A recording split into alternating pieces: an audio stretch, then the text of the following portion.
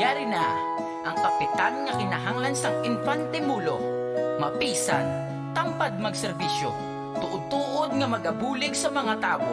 Si Kapitan Herman Kilayko, sang Infante Mulo, serbisyo sigurado, Team Padayon. Gusto nyo bala sa kapitan nga solido, pututas si Kapitan Herman Kilayko, mabuot kag mapisan kag mapinuligon.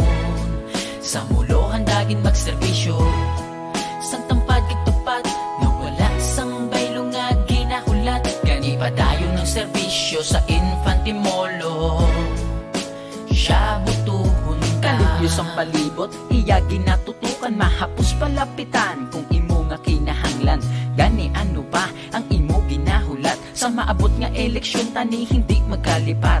Kay Kapitan Herman Kilayko, ginapromesa nga serbisyo sigurado, ara sa imo likod kung imo nga kinahanglan, kag sigurado nga hindi yagig kapag papayan. Gusto nyo bala sa kapitan nga solido, butuhon ta si Kapitan Herman Kilayko, mabuot kag mapisan kag mapinuligon.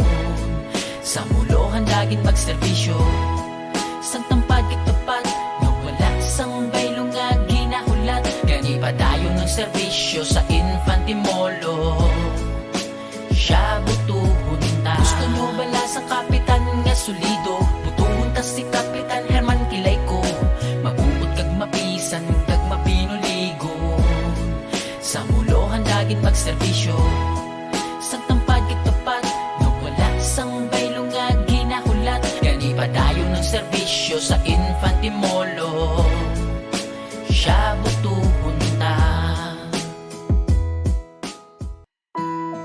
Yari na ang kapitan nga kinahanglan sang Infante Mulo, mapisan, tampad magserbisyo, tuod-tuod nga magabulig sa mga tao.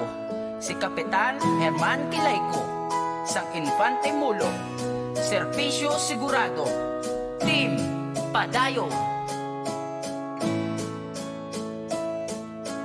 Gusto nyo bala sa kapitan nga solido, butuhon ta si Kapitan Herman Kilayko, mabuot kag mapisan kag mapinuligon.